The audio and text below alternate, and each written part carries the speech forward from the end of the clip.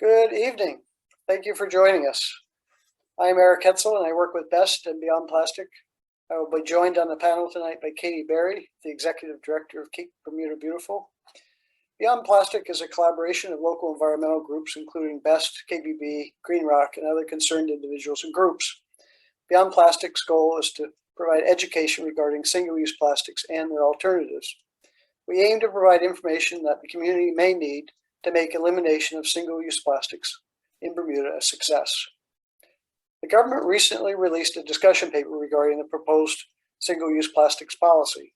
To help us understand government's proposals, we are fortunate to have David Northcott and Vanese Flood presenting this evening. David Northcott was the primary author of the government's single-use plastics policy discussion paper. David is a policy analyst with the Ministry of Home Affairs, where he is presently working on various projects, including the potential impacts of climate change. David holds a Master's of Science in Social Psychology and a Master's in Human Rights Law.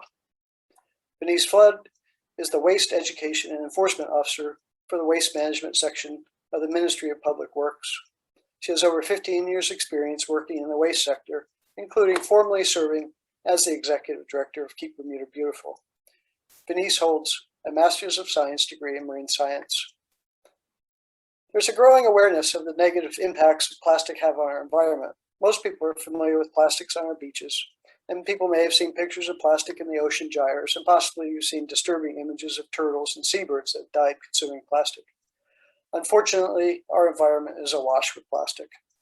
Less well known, however, are the issues that plastics have on human health, the world economy, climate change, social justice issues related to plastic production. Tonight, our speakers will explore these issues. These are the drivers behind the proposed legislation to reduce single-use plastics in Bermuda. Reducing single-use plastics will take planning and public education. And though the surveys indicate that Bermuda is supportive of this initiative, moving away from plastic will require adjustments and present challenges. Together, though, we can find solutions to the challenges. Failing to act on this issue is not a viable alternative. Bermuda can do this, but we'll need the community to drive this effort. At the end of tonight's presentation, there will be a question and answer session. You can submit those questions by using the Q&A buttons at the bottom of your screen. Before we begin the presentation, though, we'd like to ask that you take a short 3-question survey. This will help us understand where your opinions about plastic lie today. And Joe, if I guess you can start that. We'll begin our talk with Vanese Gordon, who will tell us the history of plastic and the issues related to plastic. Vanese, if your screen is working, hopefully you can take it away.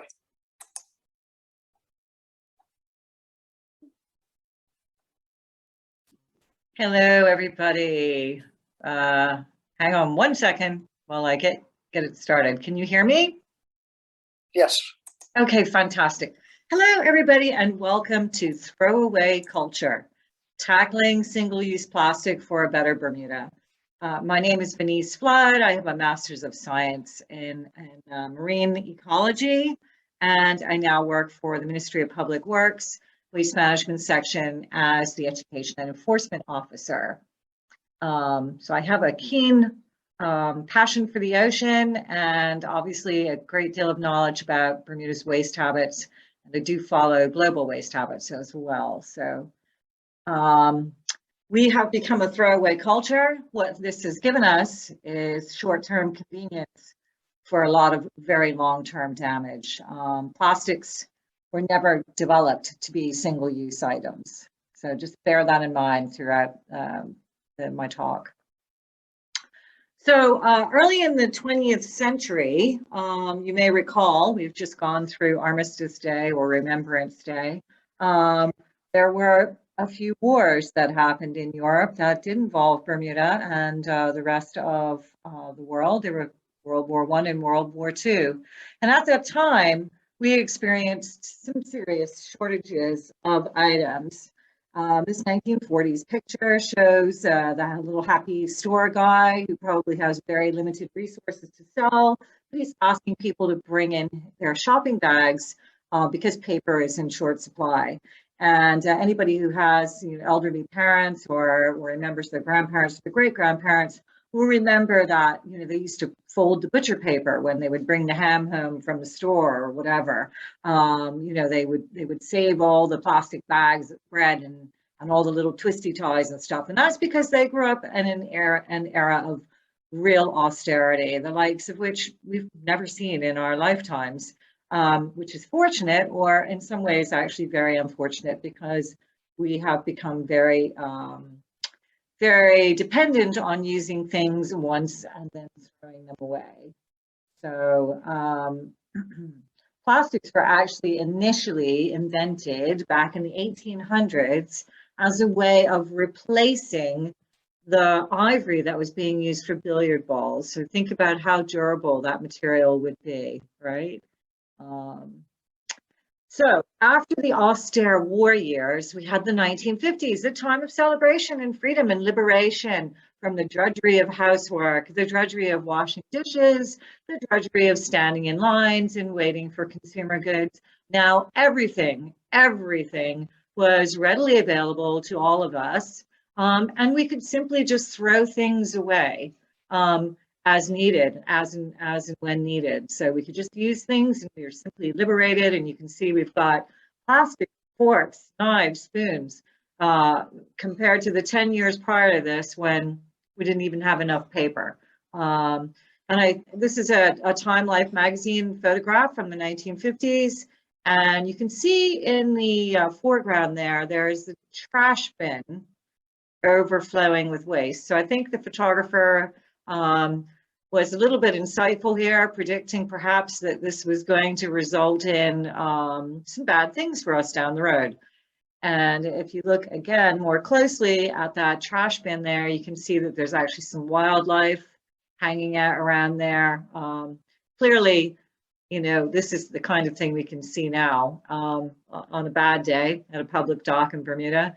You can have, you know, our waterfowl easily swimming along with plastics, right? So this person clearly kind of had a sense that this was going to lead us to no good, perhaps.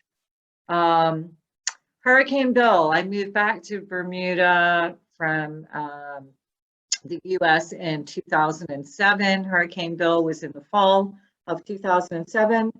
And this is what Johnson's Bay looked like after Hurricane Bill. And I don't know if you remember or not, if you're a storm follower, Hurricane Bill was a near miss, didn't actually hit us, but it did deposit huge amounts of plastic on our beaches.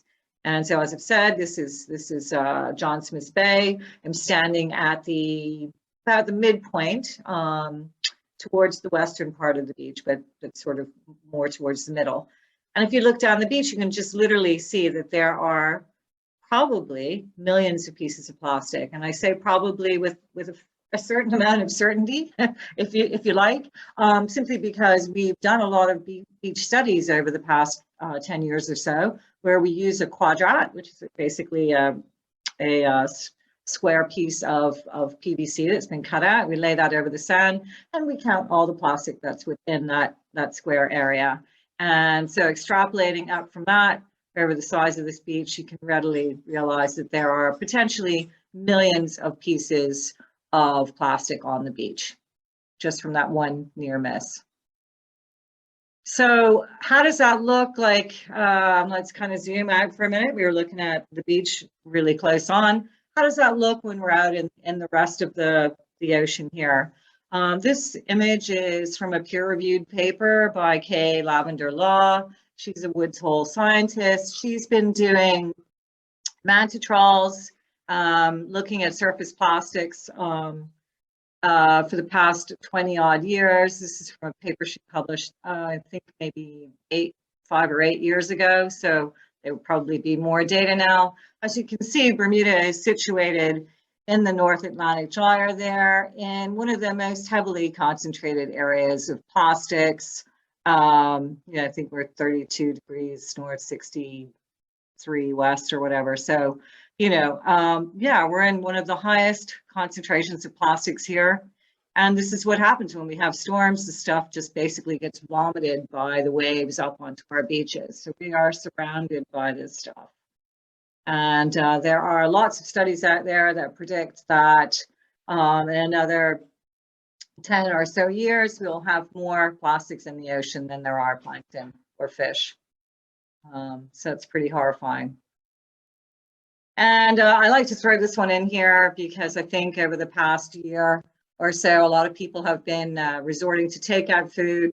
It was one of our little guilty pleasures during COVID. We could actually, indulge ourselves in some things we probably shouldn't have been eating, but a lot of us ended up with this COVID cupboard or this COVID drawer. All the single-use items that the stores, or restaurants, I should say, so graciously provide us with. But really, do we need all that stuff? If we're getting a takeout and we're going home, we simply don't need this stuff. And this is the kind of thing that the plastics legislation is really looking at, this sort of mindless consumption of items.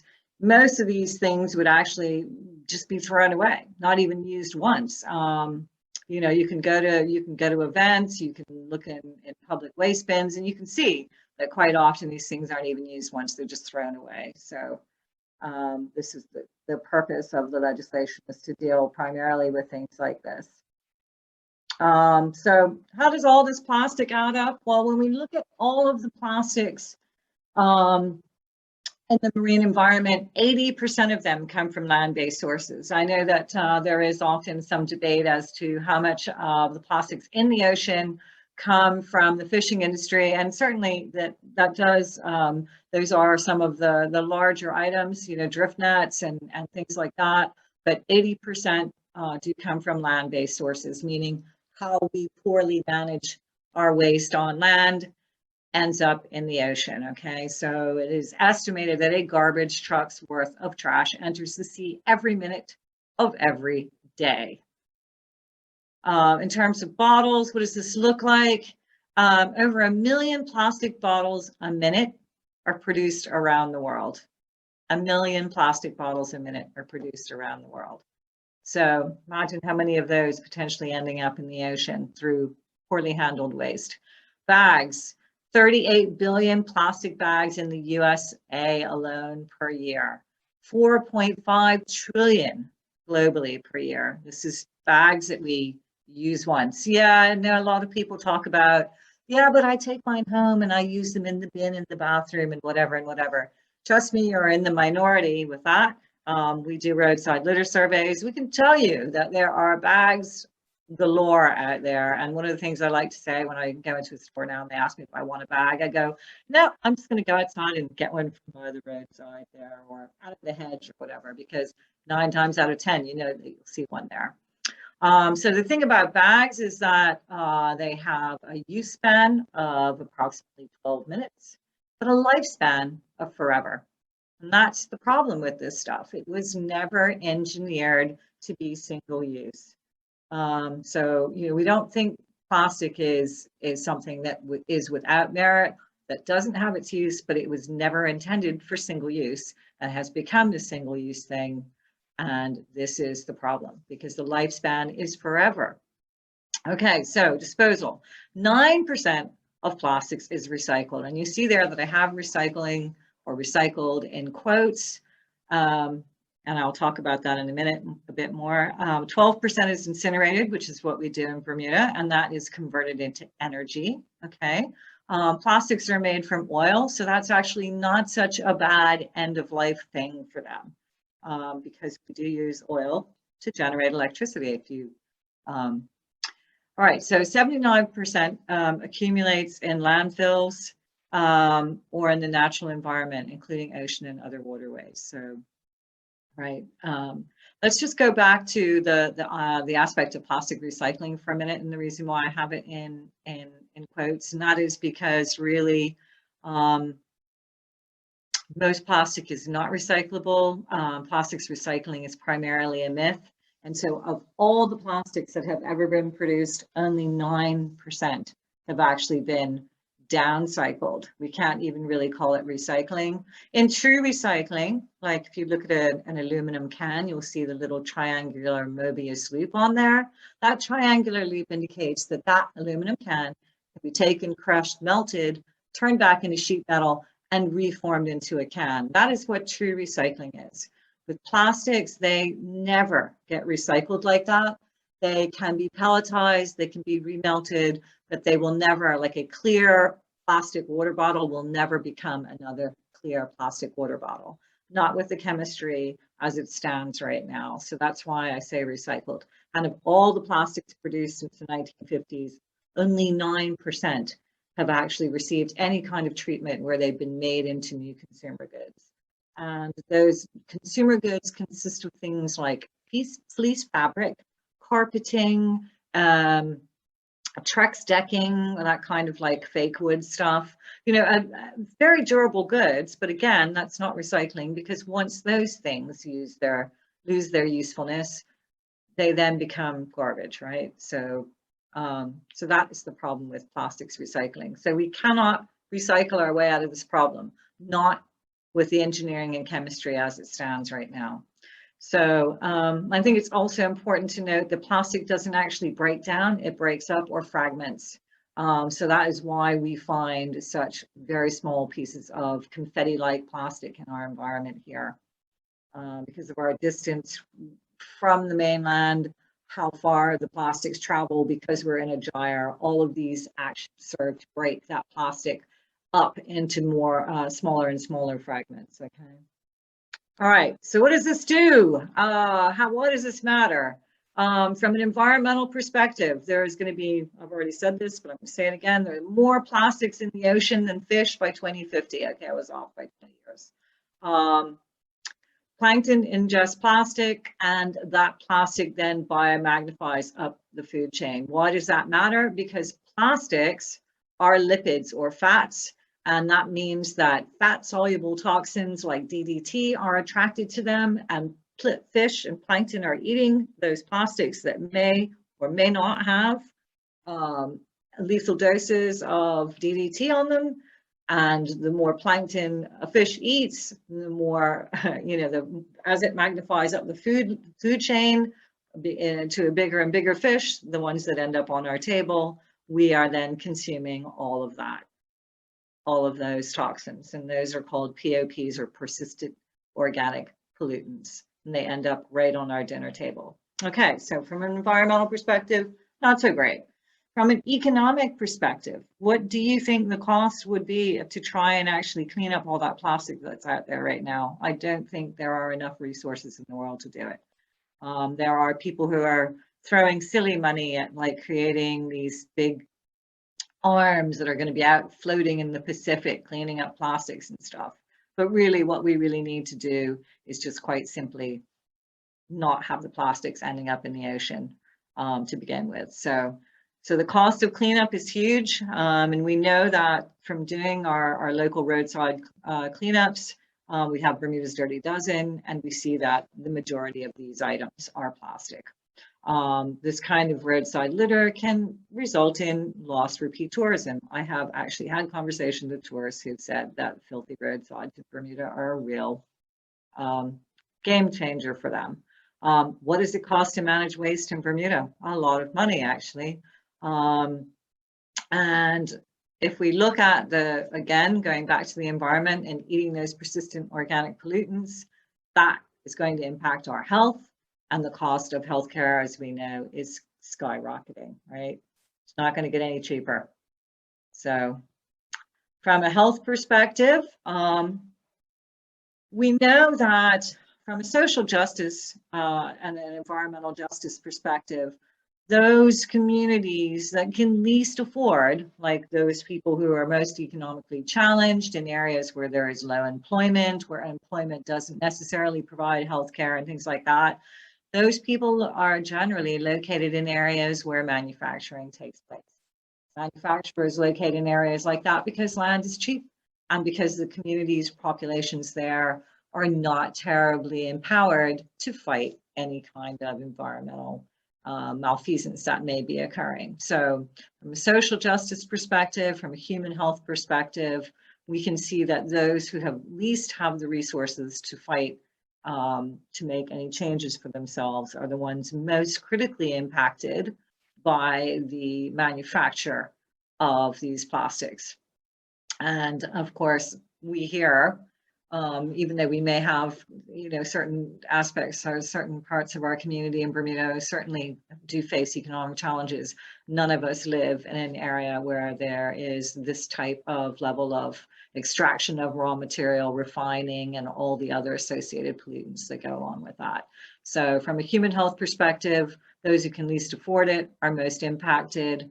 It is now known that plastic consumption is a massive endocrine disruptor, which turns basically starts to generate things like diabetes, tumors, cancers, and other metabolic disorders in our bodies, basically. So as we get older, the more plastics we consume, the worse our health will be. So basically, from an environmental and economic and a people or human health perspective, plastics do matter, and they are impacting all of us, even if we don't live in an area with the manufacturing of plastics. Okay, so what can we do, guys? We can throw millions of dollars, billions of dollars, like Boy and Slat has done, and create these giant booms to clean the plastics out of the ocean. Or we can quite simply, turn the tap off. That isn't going to clean up what's already in the ocean, but we need to turn that tap off. You don't start mopping up the bathroom floor until you fix the plumbing leak, right? So we've got to turn the tap off. We've got to reduce our consumption of single-use plastics. We've got to, the plastics that we do consume, we have to treat them with the respect that they deserve as a durable consumer good. We need to reuse them as frequently as possible. If we need to buy them, we need to make sure they are reusable and durable. And as I've said, recycling, I did put that in here because the 3 R's are really, really important for us to focus on from a waste management perspective always. So that's why I did reduce, reuse, recycle. But as I've already pointed out, recycling for plastics is mostly a myth, with less than 9% of all plastics ever produced downcycled, not recycled, okay? So we cannot recycle our way out of this problem. We need to take personal responsibility and reduce what we consume at home, reduce what we consume in the workplace, and maybe change our business models. And I know that presents a huge challenge to a lot of people. But when we were all younger, we challenged those people older than us. We had new ideas and we made innovative changes. And so I'm hoping that there are some young people out there who are going to come along and do this now and really shake up the world and change how we package and how we produce things. In schools, we need to reduce our use of single-use plastics. And we also need to learn to avoid greenwashing. So hands up, who knows what greenwashing is? Just kidding, I can't see any of you. But greenwashing basically is a lot of sort of hoopla, like TerraCycle and companies like that have these recycling programs where you can subscribe and send boxes of chip packets back to them for recycling stuff. Well, guess what? They just got taken to court and it has been pointed out that they're basically lying. So yeah, as I said, 9% of all plastics ever made were recycled, have been recycled, or are recycled. There is no magic bullet. We cannot throw recycling at this as the way forward. It just doesn't work. We have to reduce our consumption of these things. So avoid greenwashing. And I'm happy to answer any questions about that in more detail at another time. Feel free to email me. So thanks so much for listening. We all have the right to and the responsibility for a clean, green Bermuda. Those are not my hands, but I can tell you right now that I could go down to Whalebone Bay after a storm and I can do this. I can scoop these plastics up right off the beach like this. And it's just foul out there, how ground up the plastics are. So I don't want your children to grow up in a Bermuda like that, or your grandchildren. So I'm here to do what I can, and I thank you so much for listening, and I hope that you will join in and do what you can too.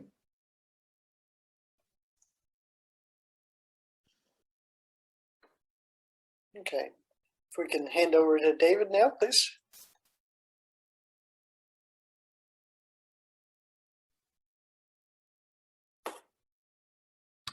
Good evening, everybody. Let me just start my screen for you. There you go. Is that okay? Can you see it?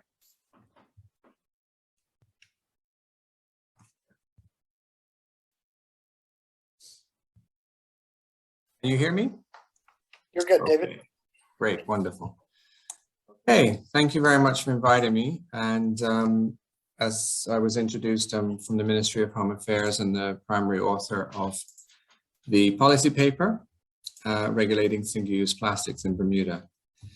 What I'd like to do tonight is talk about three things, just to go over basically why the government wants to regulate the single-use plastics, talk about what plastics the government is proposing to regulate, and finally to look at how the government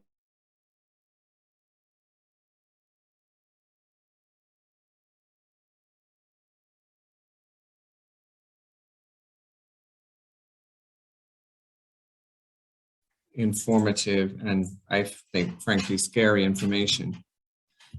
But for the government, we're looking at three main items. So the first item is marine pollution. So Vanese has talked about that amply in her presentation with the pictures of Hurricane Bill and the beaches. This here is a picture of Bailey's Bay, not even after a storm, just a regular Bailey's Bay trash wash up, which is pretty frightening. Around 8 million metric tons of plastic are dumped into the ocean each year. We know that. Vanese was talking about the garbage load, the garbage truck load. And the problem with all of this is that 70% is single-use plastic. So there's tons of plastic is being produced. Tons of it is going in the ocean. And the vast majority of it is single-use plastic. Stuff that has, as Vanese said, a lifetime of being around, but only used for a few minutes. And single-use plastics, not surprisingly, comprise the top 10 items found in beach cleanups around the world, and that does include Bermuda. These items, I'm sure nobody will be surprised to know, straws, stirrers, cutlery, crockery, beverage bottles, bottle caps, lids, plastic bags, and cigarette butts, which are also single-use plastic. So it's a worldwide problem, but it's also a problem for Bermuda. And not all of the plastic that's on our beaches has washed up from elsewhere. It is also coming, some of it is coming from Bermuda as well. So that's one reason the government wishes to regulate. The second reason is because of climate change, which is obviously a very topical subject at the moment with COP26 having just finished. But this is not going to go away. Virtually all plastic is made from fossil fuels. And I'm sure I don't have to go into too much detail about how fossil fuels contribute to global greenhouse gas emissions.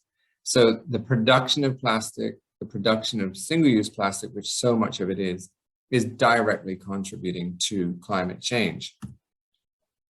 It's made from a combination of chemicals. There's hydrofracking of natural gases to get to, it's just a mess for the environment. And single-use plastics, they comprise 70% of the plastic found on beach cleanups and in the oceans, but 50% of all plastic production is for single-use plastic, which is a huge, huge amount. And so when we know that around 4% of fossil fuels are used to make plastics, and another 4% are used in the refining plastic, with even more being used in transportation of plastic, we're looking at a huge percentage of the world's, not overall, but 10% is being used just to make plastics. And half of that is single use. So it's a tremendous waste and a tremendous impact on the environment. So it's horrendous. And I don't know what's happened to my picture here, but basically it's just saying that if plastic was a country, the production of plastic, it would rank as an emitter as much as Russia and India.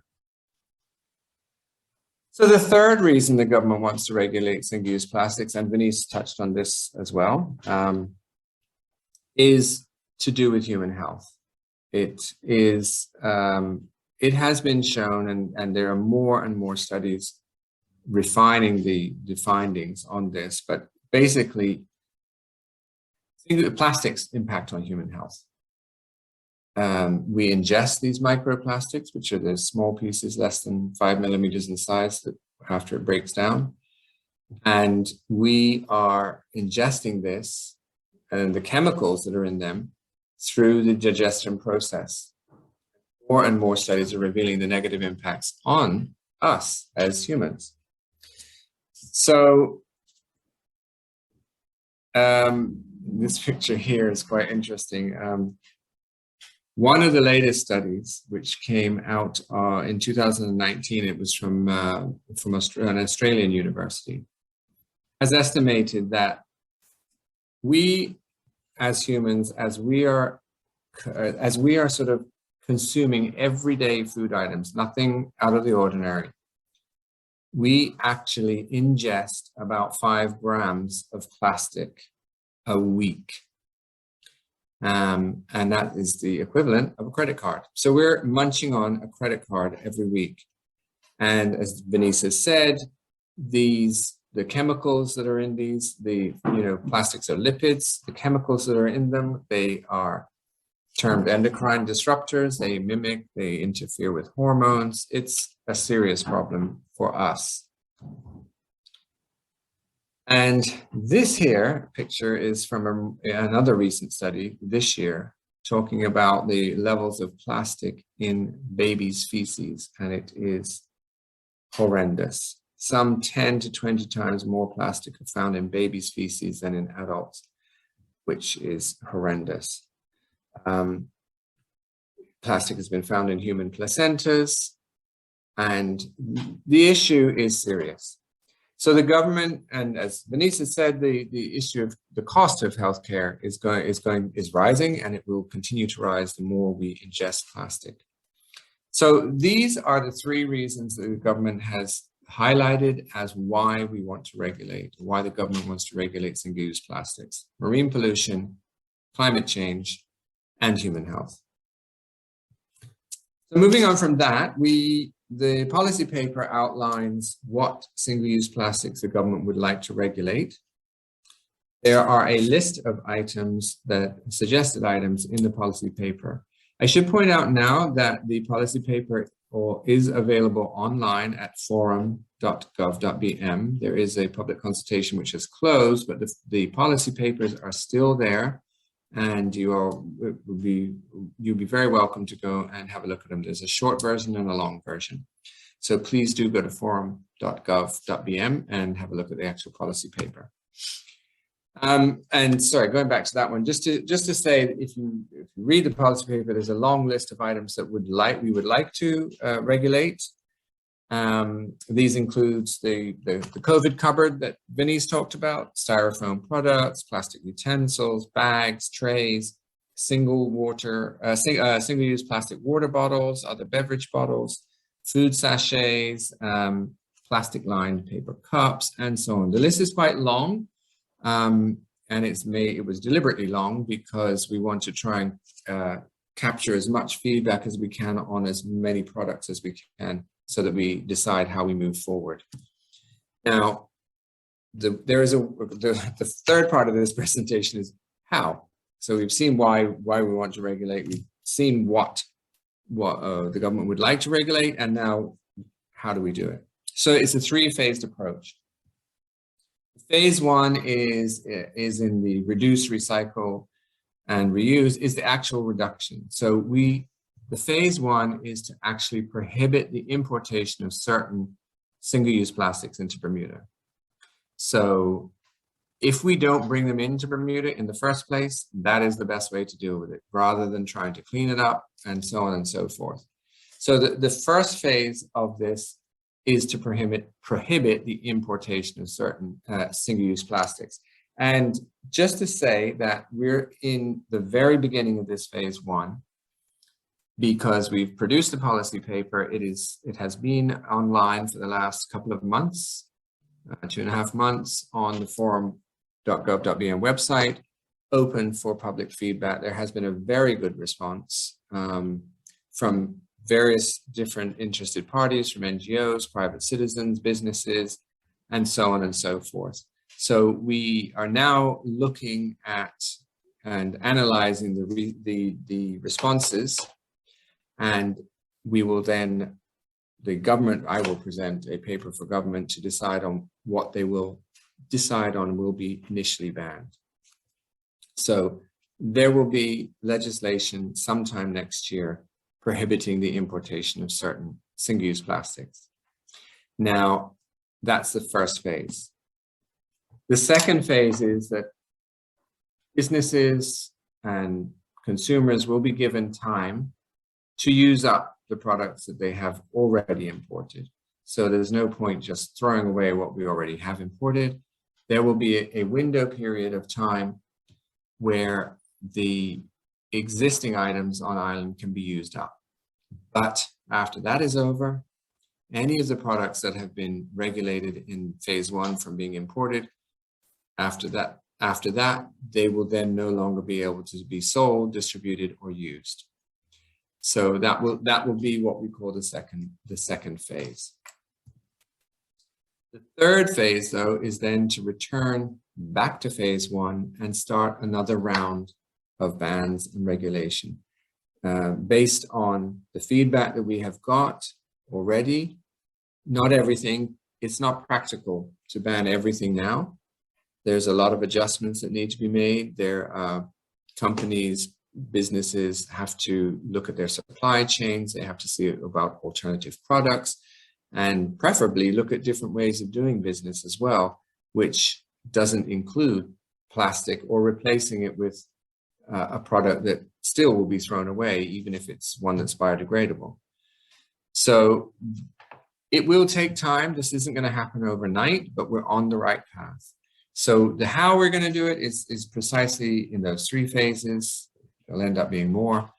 And that essentially is the way the government intends to move forward. I would ask everybody to, if you have a burning desire to provide some feedback, then I would ask you can email me once you've read the policy, and I can still consider it in the public consultation, even though it has officially closed. So if you go to forum.gov.bm, you will see the policy paper still there. You will see all of the responses from the public, from businesses, and so on. And you won't be able to add to that on the site, but you can email me, and this is my email danorthcott@gov.bm. And I'm sure Vanese will be happy to answer any questions when it comes to waste management. And that's her email there. So I would like to say thank you very much for listening. And I will hand it back now to Erich. Thank you, David. It's quite Pleasure. a sobering presentation. And I'm getting a message, Joe, that says you need to give me permission to start my video. Not that you really need to see me. All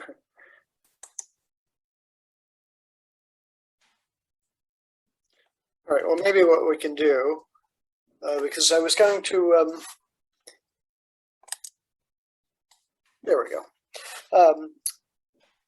We would just like to, before we go to the Q&A session, if we could just endeavor to have just a few more questions answered. So we're going to have another very short poll. It won't last more than 30 or 45 seconds. And then we'll have the Q&A session.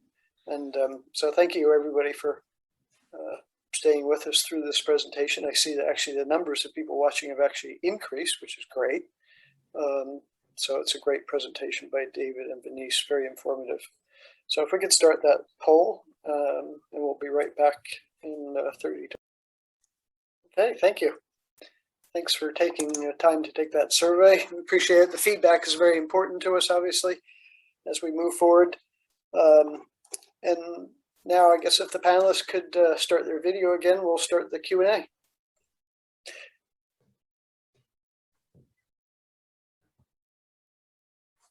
Okay, and then we have someone hidden in the background who's going to ask the questions to us. So Just had to unmute my audio, sorry. there we go. Thank you, David and Vanese and Erich. Questions are coming in, and one of the main questions is people want to know what you think the projected timeline is for the completion of the first round of elimination. You're muted, David. Sorry about that. Yeah. The intention of the government is to have legislation passed next year, so 2022. But remember, this isn't an all-encompassing, this isn't everything that's going to be dealt with in one fell swoop. So it's dealing, the intention will be that once the public consultation has been analyzed and we have as much information as possible, the government will make a decision on what items they feel can be feasibly banned or regulated from next year, 2022, and that will be phase one. It will then go on with the time, and the timeline hasn't been decided as to the gap between the importation, stopping importing and stopping the selling of products. That's going to depend on, again, on what we find out in the consultation as to how long people have stocks of goods for and what won't be overly wasteful. But possibly having looked at other countries that have done similar things, possibly 6 months later from the importation legislation might be, or 9 months later might be the legislation on banning the sale. So the timeline is, it's tight, and these things never move that quickly, so it may take longer. But my main point here is to remember this isn't all-encompassing in the first round. It is a gradual approach. So we do the first round next year, then we'll come back to it and see what's next, and so on and so forth. So the next question is, when do you think the legislation will be tabled in the House? Whenever the government decides. That's not up to us civil servants to decide on that one, but the stated intention of the Minister of Home Affairs is in 2022.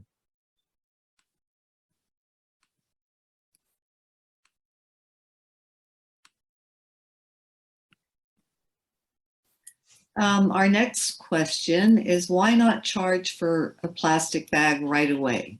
This would be a good start to get people to carry their own bags. Vanese, did you want to have a comment on that? I also do have a comment, but I know Vanese is interested in this subject. Yeah, I think that initially the minister had talked about a phased approach with a bag charge, and then, you know, this thing called a pandemic hit, and so that didn't happen.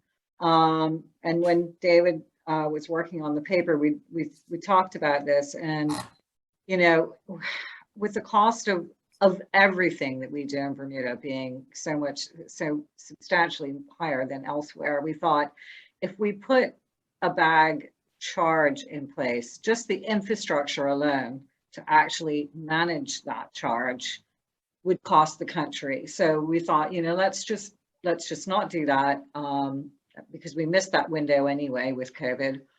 Let's just go for the ban.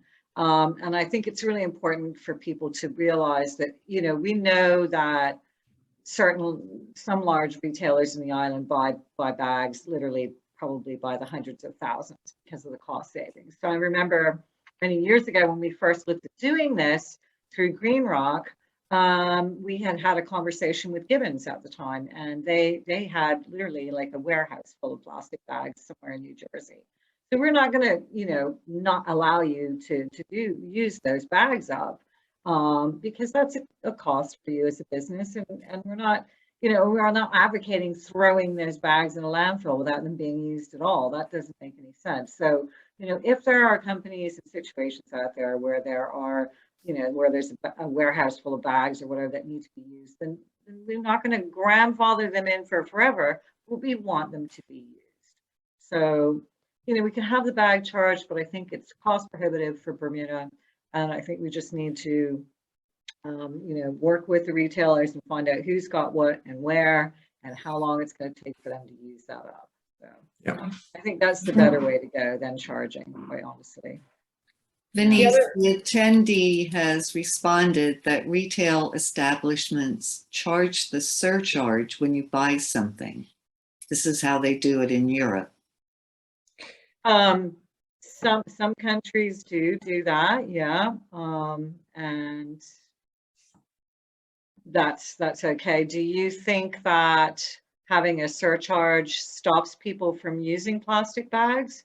Do you think that it stops them from littering with them? That's my question back to you, because I don't think that it actually achieves that goal. People still buy them. You go to the UK now, there's a bag charge. You go into Tesco's or whatever, and you see people leaving the store with 10 5p bags. They just don't care anymore. So initially it has that kind of like, oh dear, I better bring my bags. I'm going to have to pay my 50p. And then after a while, people just become immune to it. And I think you just need to move directly into the ban phase, because the cost just isn't prohibitive enough. And then you don't want to end up charging people $1 a bag or $5 a bag to make it cost prohibitive. But 25 cents, it might have a slight emotional shock value initially, but over the long haul, it just doesn't. One of the things that we've been doing is we've been speaking to retailers and supermarkets, and there are retailers and supermarkets that are already putting in place their own plans. And so the marketplace, for example, is running a reusable bag that they have at the moment. And if you bring those back, or you bring a brown paper bag or your own bag back, they will give you a discount off your groceries.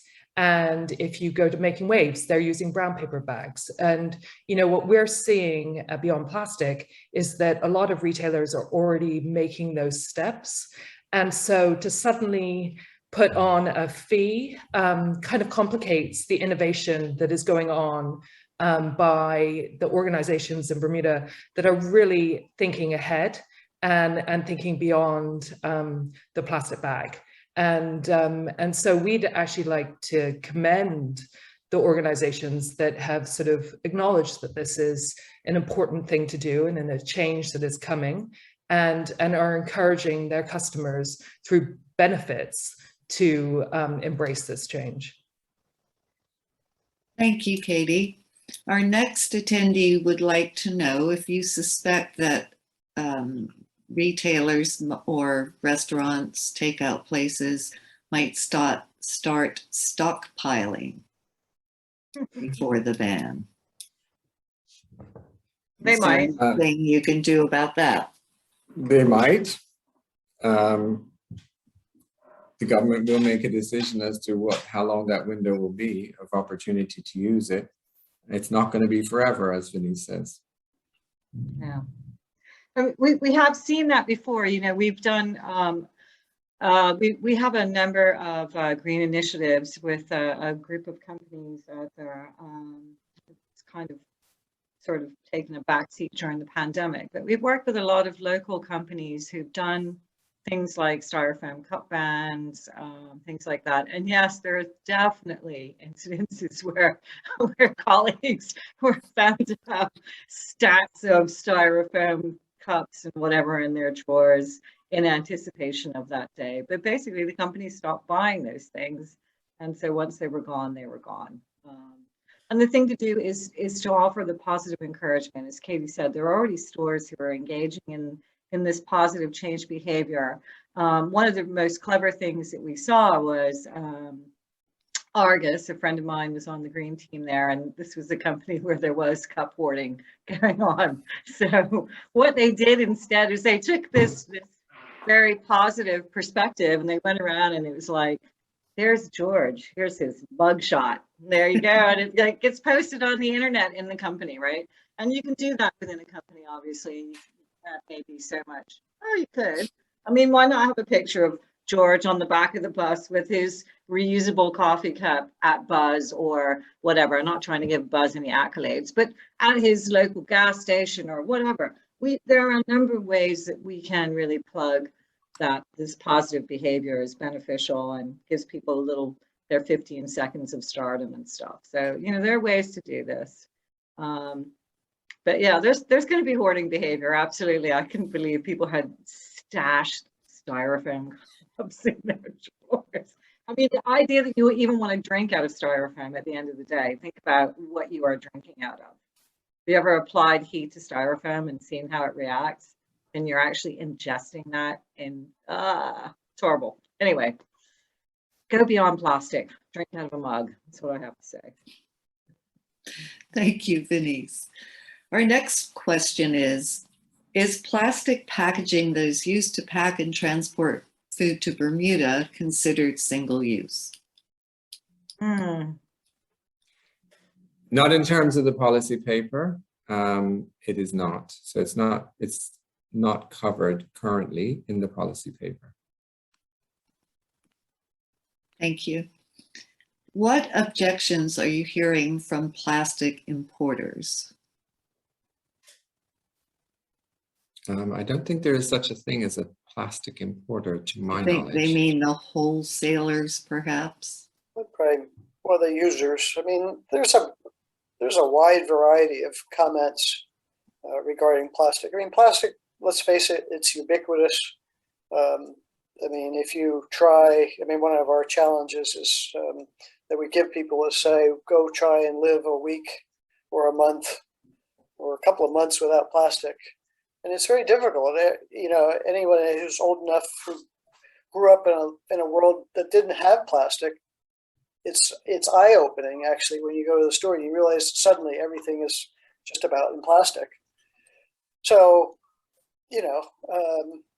so we're hearing a lot of different comments, but the truth of the matter is that, again, anyway, who's old enough to remember, we all existed just fine before there was plastic. There is good reason for certain plastics. It's not like all plastic is going to go away, and certainly not in all settings. But there's probably, I don't want to pick on anybody. I could give lots of examples of things that are wrapped in plastic that don't need to be wrapped in plastic. And, so there's a lot of comments, but I think that we can, in most cases, we can probably find alternatives, either lifestyle choices or products to probably compensate. I don't know if anybody else has a thought. Yeah, I think the biggest thing is getting people to, rather than just saying no, is to kind of go, what could that look like? And how do I do that? And is there a product or a business model that will let me avoid using plastic? And it's creating that conversation and that supportive environment of the what if we actually try to do this, that is so critical right now for success. And if all we do is say no, we go nowhere. And so having a conversation with the government, with Beyond Plastic, whoever it is, and saying, okay, what could this look like? And how would that benefit Bermuda? How would that benefit people? How would that benefit the environment? What does it look like? What does it cost? Can we do it right now? Or is it something that actually we need innovation in the external environment, in the bigger marketplace, to allow us to do this? Because this is what would work in Bermuda right now. And certainly, I was in a coffee shop the other day, and it was amazing. Somebody had obviously been in there and really thought about the cold drinks fridge. And they'd removed from a couple of weeks ago all the plastic bottled drinks. And it was all cans and glass bottles, bar one, which was apple juice. And, that's kind of a hard one to find an alternative right now. But it was the fact that someone had sat there and looked at the fridge and gone, I'm going to fill this fridge with lots of options for the consumer, but I'm only going to have them in cans and glass bottles.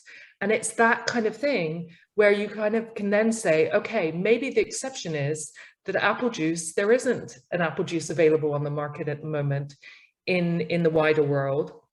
that is not in plastic. And so maybe actually, David Northcott, that needs to be fed back, that we need a bit more time on this one item. And it's about that conversation. It's about thinking outside of the box. And we really need to have everybody in Bermuda that is involved in this, from whether you're the wholesaler bringing in plastic products or you're the consumer, everyone saying what can be. And, you know, we're very well aware of the fact that there's some people's business, their whole business model is based on like a plastic bottle. And you know, nobody's in the business of trying to put people out of business. But, you know, it's sitting down and saying, you know what, David, Katie, Erich, Vanese, can we sit down and can we figure out how we can do this? Is it that actually you need the government support to go overseas and say to, you know, that company that you're supplying their thing is, we'd like to actually be the test case for putting your product in a can, and we will ship this much to Bermuda and we'll see if it works. I don't know if that necessarily can happen, but let's have those conversations. And I think as Bermudians, that's what we really need to happen right now, is instead of saying no, saying what if. Thank you, Katie. So what can the public do to help? Choosing not to have plastic. Yes. Yeah, I think, no, I think, yeah. sorry, I think the number one thing would be not to have a single-use plastic coffee cup. Yeah. I think that's probably the first thing. The amount of single-use coffee containers every day consumed in Bermuda. Exactly. That would be an initial fantastic start for Bermuda. Absolutely. Yeah, I mean, it's about turning off the tap, guys, and you know, it's difficult. You know, as Katie said, there are simple things like getting your own reusable coffee cup.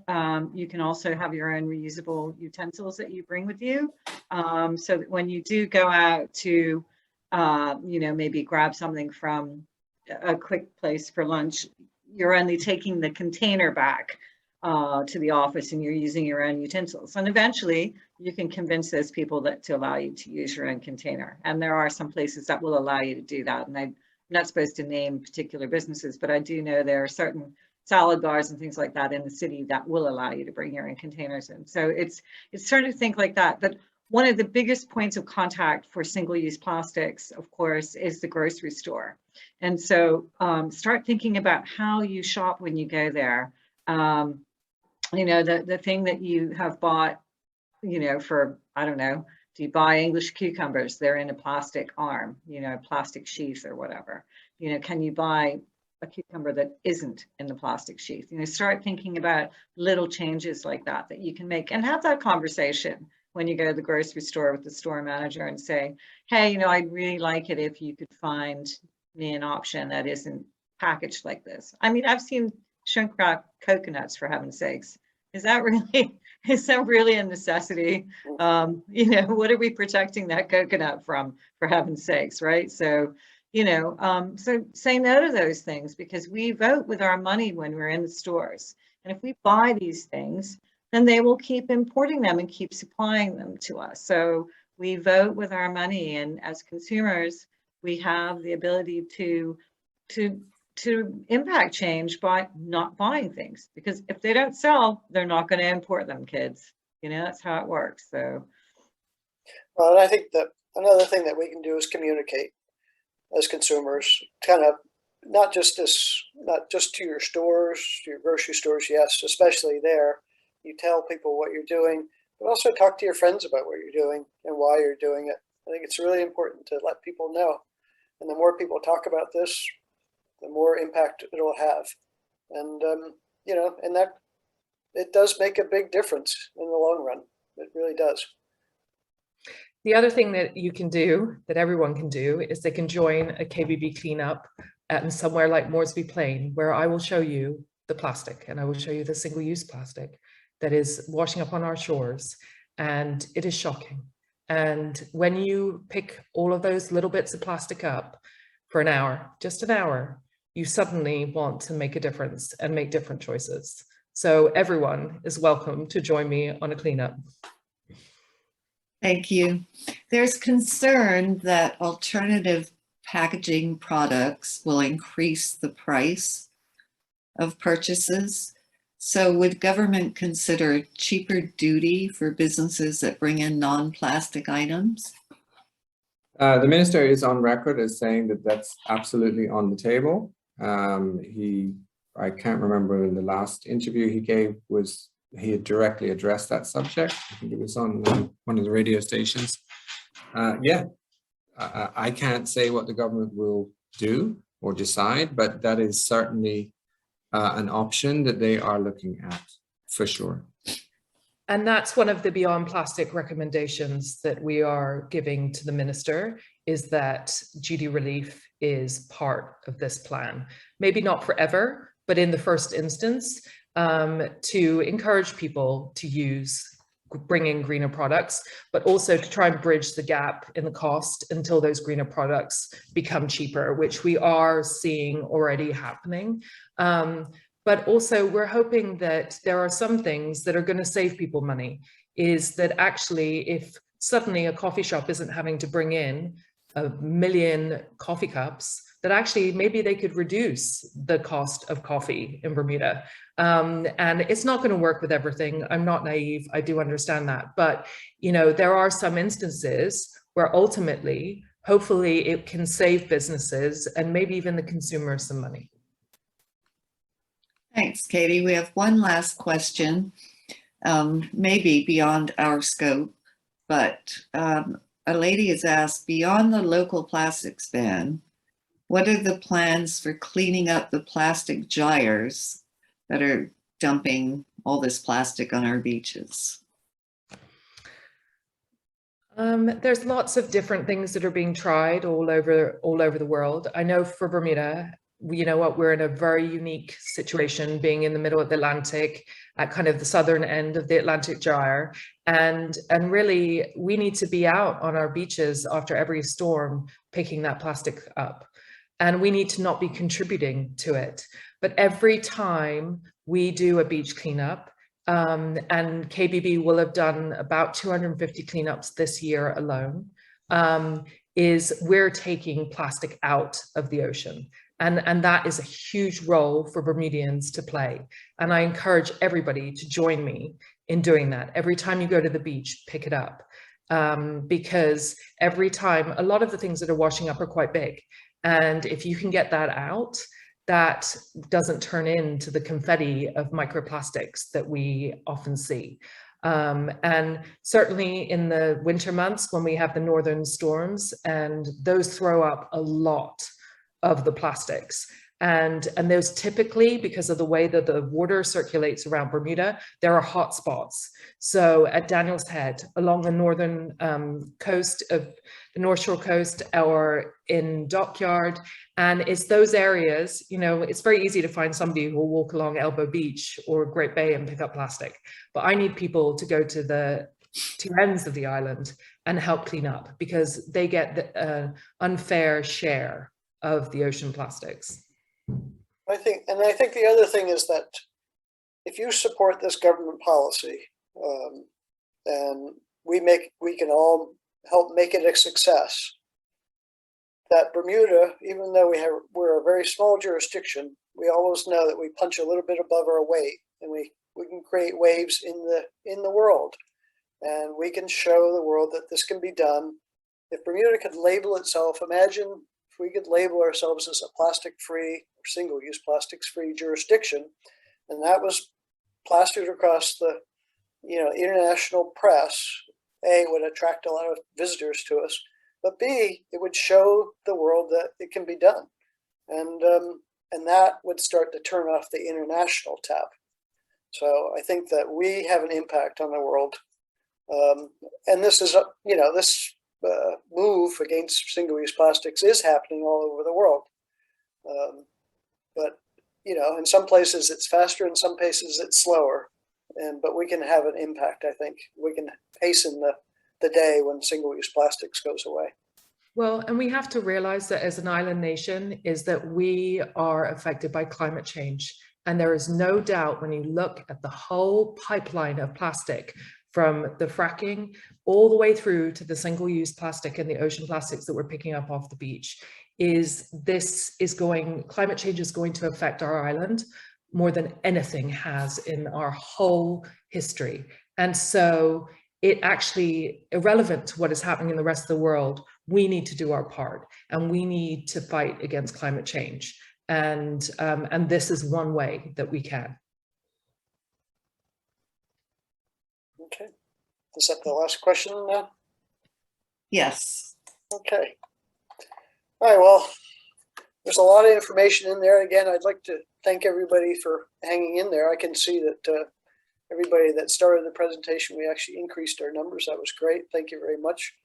I'd obviously like to thank our presenters, David Northcott and Vanese Flood, also my associate, Katie Berry. I'd also like to thank those hiding in the electronic shadows back there, Lynn Matcham, who fielded the questions. I'm going to out you, Lynn, and Joe Smith, who ran the technical side, because without their help, this couldn't happen. And we had some technical glitches, so I'm glad to see it all went off. Thank you again to everybody that attended tonight's presentation. We're Beyond Plastic Bermuda, and you can follow us on Facebook and Instagram, or you can email us at beyondplasticbermuda@gmail.com. That's beyondplasticbermuda@gmail.com. We also have a YouTube channel, and this presentation will get posted to that channel. You can just search on YouTube for Beyond Plastic Bermuda, and it'll pop up. We also plan to hold additional webinars in the future, so if you found this informative, please tell your friends and look out for our future presentations. So other than that, I thank you very much. Thank you, everybody, and have a nice evening. Good night. Good Good night. night. Thank you. So much. Good night.